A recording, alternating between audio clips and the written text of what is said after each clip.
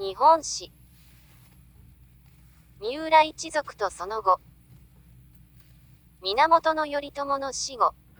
北条氏が執権となって、鎌倉幕府の最高権力者にまで上り詰めることができたのは、ひとえに盟友、三浦一族の働きがあったからだと言われている。三浦一族とその後を詳しく見ていこう。三浦義澄は平治の乱で平家方に惨敗したため、20年後の1180年、治承4年、源頼朝が挙兵すると、満を持して北条氏と共に立ち上がった。1199年、正治元年に頼朝が急死すると、二代将軍、頼家を補佐する13人の合議制メンバーにも選ばれた義澄だが、翌年に逝去する。後を継いだ三浦義村は、北条義時とは同世代のいとこ同士で幼なじみであった。義村の娘が義時の嫡男、泰時に嫁ぐなど、三浦氏と北条氏はより深い絆で結びついていく。以後、義村は義時とタッグを組んで次々と陰謀を巡らせて、ライバルたちを消し去っていく。梶原景時の変では義村が中心となって、景時弾劾の御家人66名の連署を集めて、景時を追放に追い込んで滅亡させている。また北条時政が頼家を暗殺。さらに女性の平賀朝雅を将軍にしようと画策した牧氏事件では、将軍、実朝を救い出して、時政と牧の方を伊豆へ追放したのも義村だと言われている。1213年、建保元年。義時の挑発に乗った侍所別当の和田義盛は、挙兵して本家筋の義村に応援を求めた。ところが義村は義盛を裏切って義時に加担したため、和田一族は滅亡している。1218年、建保6年。義時は政所と侍所の別当を兼務して、執権として幕府のナンバーワンとなるが、義村は侍所所司、次官に就任してナンバーツーにちゃっかりと収まっている。以来義村は、裏切りや謀略などあらゆる権謀術数を駆使することで、ダーティーな側近として有名となり、和田合戦の後、古今著問中には、次のような義村に関する話が書かれている。鎌倉御所の侍の間の上座に、三浦義村が座っていると、下総の千葉種綱がやってきて、義村のさらに上座に黙って座った。三浦氏は他の御家人たちよりも、ずっと上だと自負する義村は、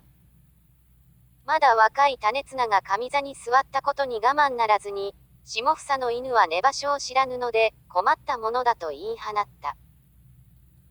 それを耳にした種綱はすかさず、三浦の犬は仲間を食らうらしいぞと大声で切り返したという。鎌倉の御家人たちは一歩間違えば、自分たちが滅びるという常に緊張感の中で、常に互いに疑心暗鬼となり、互いに牽制し合っていたのである。1219年、建保7年。第三代将軍の実朝が、鶴岡八幡宮で公暁に暗殺されるが、この事件も義時と義村が示し合わせた疑いが濃厚である。義村は公暁の乳母で、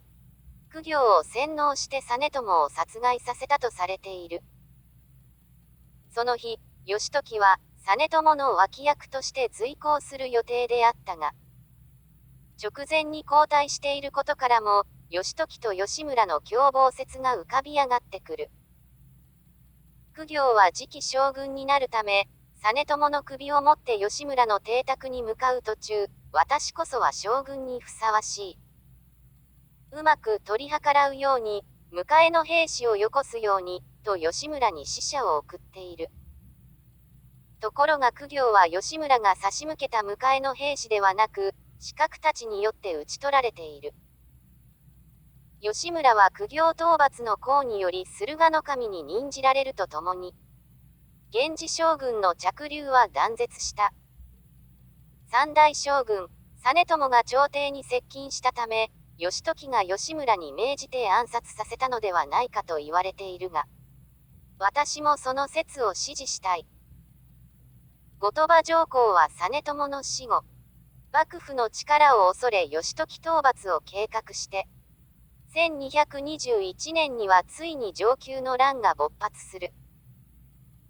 この時吉村の弟、三浦胤義は京都で検非違使であったが、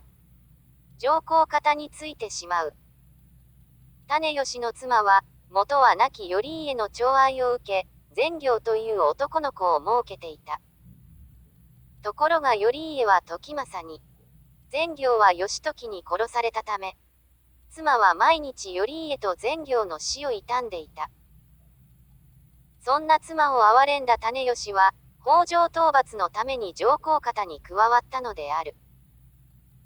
胤義は兄の吉村にも計画を打ち明けたが、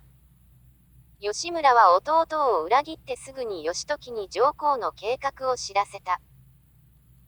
義時は大江広元の検索で、先手を打って大軍を上洛させた。十数万の幕府軍は短期間で朝廷軍を打ち破り、後鳥羽上皇など三条校を入る。吉村の弟、胤義は健闘虚しく自陣している。吉村は義時に協力して親族にも裏切りを繰り返し、三浦一族の安泰を確保した。一方の義時はあの全成の子息、時元を誅殺するなど、徹底して源氏の男子を根絶やしにしている。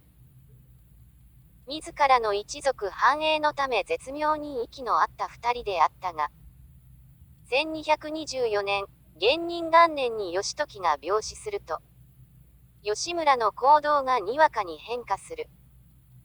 義時の後家、伊賀の方が自分の子、政村を執権にしようと画策した伊賀氏の変が起こるが、吉村も関与する。すると政子は三浦邸を訪れ、吉村を膝詰めで懸命に説得。翻意させたため、伊賀氏の変は伊賀一族のみが追放されて決着している。吉村は執権に就任した泰時に、11人の評定衆にも選ばれたが、1239年、延応元年に80歳で逝去した。三浦一族は吉村の子息、安村と光村が後を継いだが、吉村の死後8年目の1247年、宝治元年、執権、北条時頼と対立して宝治の合戦に発展する。三浦一族は戦うことをせずに、500人余りの一族、家人老頭が自陣する道を選び、三浦宗家は滅亡した。しかし三浦氏の落人たちは全国に散って、三浦氏のシンボル、茅の木を庭に植えて、一族の目印にしたという。この結果、最大のライバルを滅ぼした北条氏は、さらに専制的な執権政治を確立していくのである。